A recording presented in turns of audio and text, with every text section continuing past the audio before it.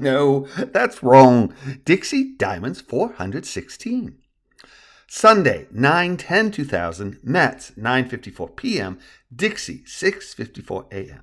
Rather than awakening Lala Truganini from her night's slumber, Balloony, understanding the difference between urgent and important, contented herself with visiting his animal friends and checking on Lala every quarter hour to see if she was awake.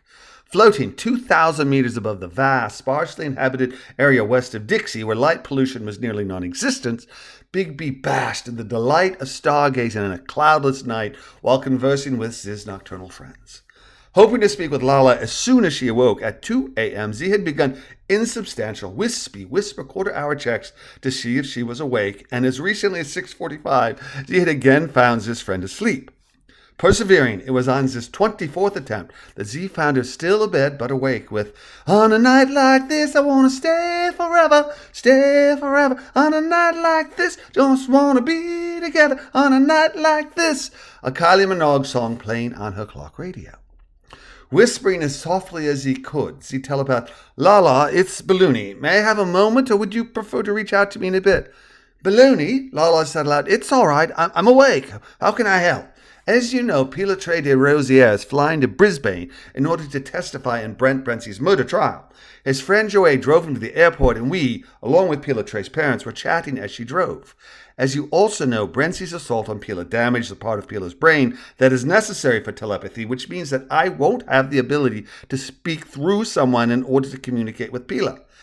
I came up with the suggestion that I reach out to you in hopes that you, to repeat myself, know someone in Brisbane who you believe is worthy of entrusting the knowledge of my existence. We're hoping you know someone who would have access to Pilotre, who can be trusted to keep my existence secret, and who has access to court details and security clearance in order to allow me to speak with Pila regularly without revealing my existence. Is this something you feel comfortable doing? And if so, have you anyone in mind?" Yes, to the first question, I'd be happy to help in any way that I can, and you have certainly proven yourself to be a wonderful ally who values justice, so there's that. The other question may take a bit of time because, as you know, you are a unique individual with enormous power, and we humans are easily tempted to do things in the name of the greater good that are really just self-serving. Let me think on that for a while, and I can get back to you. I can wait or I can assist, whichever you prefer. I have the ability to establish far deeper telepathic links, ones where I can delve deeply into your subconscious and retrieve exact replays of your conversations and thoughts. Pila is not due to arrive until 8 o'clock tonight, and it is not essential that we communicate directly with him from the moment he arrives. He and his friend Joey are communicating via text messages, but obviously they are not discussing me in those texts. I can reach out to Joey as well as Pila's parents and let them know that you're working on a candidate and have Joey text Pila a coded message to let him know. I've been observing him via fellow passengers, and he doesn't seem to be the type who can sleep very well in an aeroplane.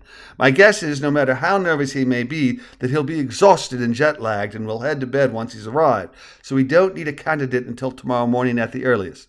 Do you have a preference in procedure? I'm leaning heavily towards Rui Brichette.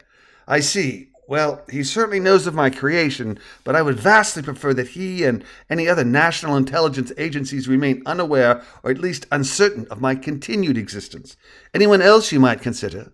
Absolutely, Big B. Perhaps we should try your deep psyche probe and see if you can come up with people who can help but who won't feel obligated to hunt you down and either imprison or destroy you. That would be my preference. Shall we try that now, or would you prefer to ponder a while?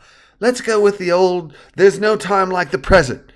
Just let me use the loo and then we can proceed. That work for you? Yes, indeed. You're welcome to grab a cup of coffee first if you'd like. Now we're cooking with gas. Give me 10 minutes or so and I'll reach out, eh? That would be perfect.